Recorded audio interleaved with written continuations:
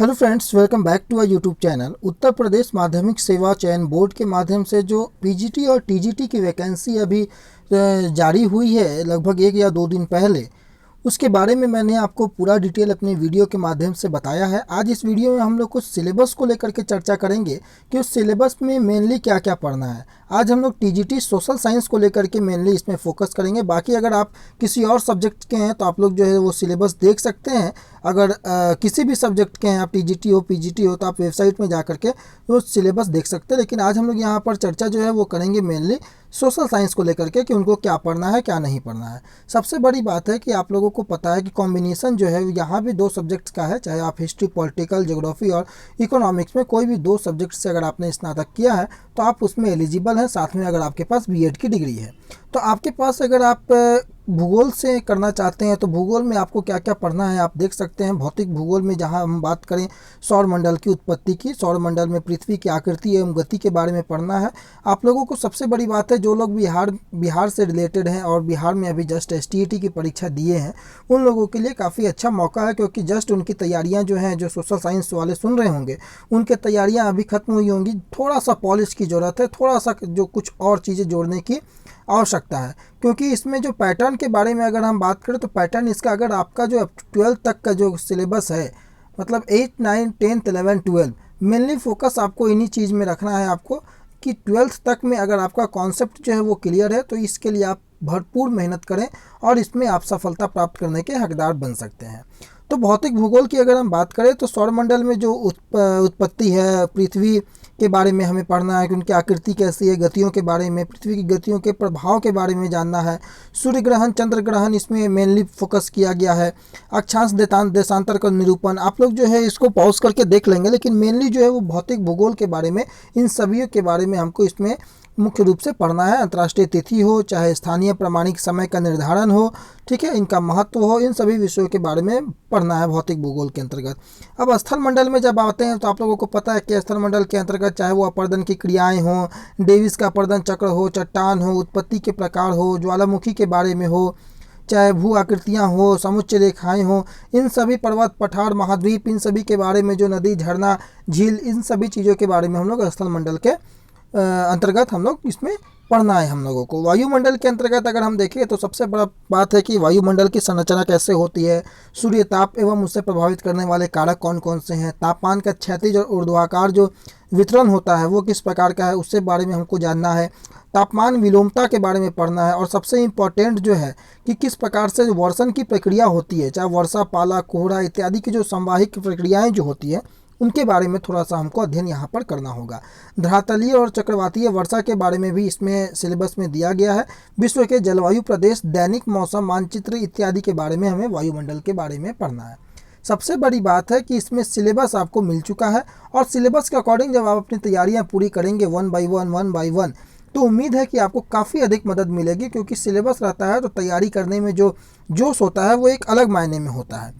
जलमंडल की अगर हम बात करें तो जलमंडल में मुख्य रूप से महासागर के बारे में, सागर के बारे में, धाराएं के बारे में, उनकी प्रवाह, उनकी उत्पत्ति के बारे में, दिशा के बारे में, जलवायु प्रवाह, ज्वार भाटा प्रक्रिया एवं उनकी उत्पत्ति के सिद्धांत के बारे में, इन तमाम मुद्दों के बारे में मुख्य रूप से जलमंडल के अंतर्गत पढ़ना है। जैवमंडल की अगर हम चर्चा करें तो जैवमंडल की संरचना, वनस्पति के प्रकार, आप सभी को पता है कि विश्व में जिस प्रकार से वनस्पतियों का वितरण होता है उसके बारे में हमको पढ़ना है। संबंधित वन्य जंतु जो भाग होते हैं उनके बारे में जैवमंडल में अध्ययन करना है।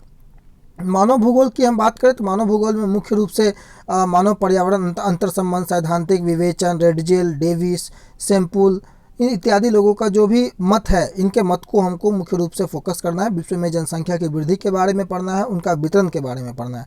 देखिए, जनसंख्या वृद्धि और वितरण जो है ये मानव भूगोल के अंतर्गत भी है और ये अर्थशास्त्र के अंतर्गत भी आपको देखने को मिलता है यह टॉपिक। मानव प्रजातियों के बारे में पढ़ना है। विश्व की जो प्रमुख मानव प्रजाति है, काकेशियस है, मंगोलाई है, इन सभी चीज़ों के बारे में हमको पढ़ना है। साथ ही साथ हमको जो है मानव अधिवास के जो मुख्य प्रदेश हैं, मुख्य प्राकृतिक प्रदेशों में जो ग्रामीण अधिवास के स्वरूप एवं पर्यावरण से संबंधित हैं, उनके बारे में कुछ फोकस करना होगा। और विश्व के मुख्य विराट नगर जो उनकी स्थिति और उनका जो महत्व है उसे हमको मुख्य संदर्भ में देखना होगा। देखिए, कॉम्बिनेशन होने के कारण आप कोई 2 कॉम्बिनेशन जो है सब्जेक्ट का वो चूज़ कर सकते हैं। उसके बाद आप अपनी तैयारी को फोकस कर सकते हैं। अगर आप भूगोल से हैं तो आप भूगोल ले सकते हैं, या तो आप कोई भी 2 सब्जेक्ट अगर आपका ऑनर्स या सब्सिडरी में है तो आप उसे देख सकते हैं, हिस्ट्री, पॉलिटिकल, ज्योग्राफी, इकोनॉमिक्स में, वो आपके ऊपर है, आप जिसमें फोकस है आप उसमें करेंगे। लेकिन अगर बिहार के हैं, बिहार STT की एग्जामिनेशन आपने दिया है, तो जिन 2 विषयों को लेकर के आपने वहाँ आगे किया था, उसी 2 विषयों को लेकर के आप यहाँ भी मुख्य रूप से फोकस कर सकते हैं। उसी प्रकार से आर्थिक भूगोल में हमको मुख्य उद्योग के बारे में, जैसे कागज़, तेल शोधन, सूती वस्त्र, कृत्रिम वस्त्र इत्यादि के बारे में हमको पढ़ना है। प्रमुख फसलों के बारे में जानना है, विश्व में मत्स्य आहरण के बारे में, वन दोहन, दूध उत्पादन, इन सभी चीज़ों के बारे में, चाहे पेट्रोलियम से लेकर के लौह अयस्क हो, इन सभी चीज़ों के बारे में हमको पढ़ना है। विश्व के जो प्रमुख व्यापारिक मार्ग हैं उनके बारे में भी पढ़ना है। पतन के बारे में पढ़ना है, ठीक है। उत्तरी पूर्वी संयुक्त राज्य किंकी के बारे में पढ़ना है। रूर, यूक्रेन, कैंटन, संघाई, इन सभी चीज़ों के बारे में हमें थोड़ा थोड़ा इसमें आर्थिक भूगोल में अध्ययन करना होगा। ये सभी आपके +2 लेवल के और कुछ थोड़े से ग्रेजुएशन लेवल के टॉपिक टच करते हुए दिख रहे हैं। भारत की स्थिति में जो है मुख्य रूप से ये तो भारत की स्थिति आप सभी को पता है कि विस्तार, अंतर्राष्ट्रीय सीमा, ये सभी आप लोग जो जनरल क्वेश्चन है उसमें आ जाएंगे। और इससे संबंधित भू समस्याएं, हिंद महासागर, उसका आर्थिक एवं सामरिक महत्व, धरातलीय स्वरूप, जल प्रवाह इत्यादि, कृषि, खाद्यान्न उत्पादन, प्रगति, समस्याएं, हरित क्रांति, श्वेत क्रांति, नील क्रांति, इन सभी ये जो जनरल लूसेंट का पोर्शन हो जाएगा, ये भारत की स्थिति में हमको देखने को मिलेगा।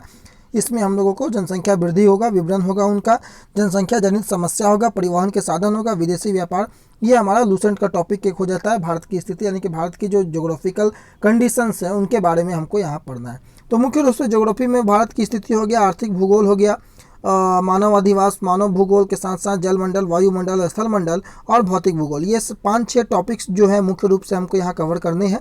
आप ध्यान रखेंगे, इन सारे टॉपिक्स के बारे में आपको भूगोल में देखना होगा। अब इतिहास की अगर हम बात करें तो इतिहास में आपको पढ़ना है 3 प्रकार के, पता है आपको इतिहास होता है प्राचीन इतिहास, मध्यकालीन और आधुनिक। उन तीनों में मुख्य रूप से जो जो चीज़ है उन सभी चीज़ों को इसमें बांट दिया गया है मिला करके। लेकिन आपको मान के चलिए कि तीनों को आपको फोकस करके चलना पड़ेगा। उनमें से जो मुख्य टॉपिक है जैसे पाषाण युग, मध्य पाषाण युग, नवपाषाण, ये सारा एंशिएंट में आता है। सिंधु घाटी सभ्यता से लेते हुए जैन धर्म, बौद्ध धर्म होते हुए चोल वंश, भारत में इस्लाम का आगमन, प्रभाव, इन सभी चीज़ों को होते हुए फिर मध्यकालीन में हम पढ़ेंगे दिल्ली सल्तनत, कुतुबुद्दीन ऐबक का योगदान, इल्तुतमिश, बलबन, ये होते हुए फिर लोदी वंश, तुगलक वंश, फिरोज शाह तुगलक, तैमूर का आक्रमण, बहमनी वंश, सैयद वंश, लोदी वंश, मुगल वंश, बाबर, हुमायूं, अकबर, ये सारे मध्यकालीन भारत के टॉपिक्स हैं। उसके बाद हमको आगे जाएंगे तो शिवाजी के बारे में जब हम पहुंचेंगे, आधुनिक भारत में जब हम आएंगे तो 57 की क्रांति से शुरू होता है। 1857 की क्रांति के संग्राम के कारण हो गए, स्वरूप हो गए, परिणाम हो गए। 19वीं शताब्दी में भारतीय पुनर्जागरण, सामाजिक धार्मिक आंदोलन जिसमें ब्रह्म समाज हो गया, ठीक है, आदि ब्रह्म समाज हो गया, इन सभी चीज़ों के बारे में हमको आगे देखना होगा। राष्ट्रीय आंदोलन में महात्मा गांधी का योगदान जिसमें असहयोग आंदोलन होगा, ठीक है, और इन सभी चीज़ों के बारे में देखना है। दांडी यात्रा के बारे में महात्मा गांधी के योगदान, स्वतंत्रता की प्राप्ति में जो विभाजन के बाद भारत का जो स्थिति था उसके बारे में 1950 तक हमको देखना होगा, यानी 1950 तक मुख्य रूप से इसमें हमको इतिहास में देखना है। यानी मेनली इतिहास में आप समझ जाइए कि आपको तीनों, चाहे वो एंशिएंट हो, मॉडर्न हो, मॉडर्न हो, तीनों को आपको फोकस करना पड़ेगा। बात आती है इकोनॉमिक्स की, तो इकोनॉमिक्स में हमको इकोनॉमिकल थ्योरीज जो होती है जिसमें आर्थिक सिद्धांत, जिसमें अर्थशास्त्र की परिभाषा जैसे कि रॉबिन्सन हो गया, सैमुअल्सन हो गया, मार्शल हो गया, इन सभी चीज़ों की जो आर्थिक परिभाषाएं हैं कि अर्थशास्त्र किसे कहते हैं, एडम स्मिथ की परिभाषा, इन सभी चीज़ों की परिभाषा को हमको देखना होगा। स्थैतिक प्रावैगिक विश्लेषण करना होगा, आणविक एवं व्यापक विश्लेषण, मांग का नियम होगा, मांग की लोच होगा, उपयोगिता तटस्थता वक्र होगा, उपभोक्ता का संतुलन, आय प्रभाव, कीमत प्रभाव, आपको पता है बहुत ही अहम टॉपिक है ये इकोनॉमिक्स का। उसके बाद आपको परिवर्तनशील अनुपातों का नियम होगा, पैमाने का प्रतिफल होगा, ठीक है, उत्पादन फलन होगा, समुत्पाद वक्र विश्लेषण होगा, अनुकूलतम जनसंख्या का सिद्धांत होगा, कीमत निर्धारण के सिद्धांत हमें देखने होंगे, परंपरावादी, आधुनिक, पूर्ण स्पर्धाकारी, एकाधिकार, एकाधिकृत प्रतियोगिता, यानी कि आपको मार्केट से भी जो है वो एकाधिकार और एकाधिकृत जो प्रतियोगिता है उसके बारे में हमको देखना है, ध्यान रखना है। यहाँ मेंशन कर दिया गया है पूर्ण स्पर्धा, एकाधिकार एवं एकाधिकृत प्रतियोगिता। विविध वितरण का जो केंद्रीय सिद्धांत है उसमें रिकार्डो का लगान सिद्धांत हो गया, ब्याज का पूर्ण प्रतियोगिता में मजदूरी निर्धारण, मुद्रा एवं अंतर्राष्ट्रीय व्यापार, मुद्रा की मांग एवं मुद्रा की पूर्ति, मुद्रा का मूल्य, फिशर तथा कैम्ब्रिज विश्वविद्यालय समीकरण, मुद्रास्फीति, इन सभी चीज़ों के बारे में देखते हुए हमें अल्पविकसित अर्थव्यवस्था में मौद्रिक नीतियों का अध्ययन करते हुए साख नियंत्रण के बारे में, उनके परिमाणात्मक और गुणात्मक तरीकों का भी अध्ययन हमें इसमें करना होगा, जिससे भी रिलेटेड प्रश्न पूछे जाएंगे। अब उसके बाद अंतर्राष्ट्रीय और अंतर्राष्ट्रीय व्यापार जो टॉपिक है उसमें मुख्य रूप से तुलनात्मक लागत का सिद्धांत हमें देखना होगा, स्वतंत्र व्यापार की जो नीतियां हैं उसको देखनी होगी, संरक्षण की विधियां, व्यापार की शर्तें, ये सभी जो है वो अंतर्राष्ट्रीय एवं अंतर्राष्ट्रीय व्यापार में देखने होंगे। विनिमय दर की बात करें तो हम विनिमय दर, क्रयशील समता सिद्धांत, भुगतान संतुलन, अंतर्राष्ट्रीय मुद्रा कोष, अंतर्राष्ट्रीय पुनर्निर्माण विकास बैंक, एशियन विकास बैंक, अधिकतम सामाजिक कल्याण का सिद्धांत हो गया। इन सभी चीज़ों को हमको इसमें पढ़ना है। मिश्रित अर्थव्यवस्था, पूंजीवादी अर्थव्यवस्था, आर्थिक प्रणाली है ना, सार्वजनिक ऋण, सार्वजनिक व्यय, इन सभी चीज़ों के बारे में भी इकोनॉमिक्स में प्रश्न आएंगे, इनको भी आपको देखना होगा।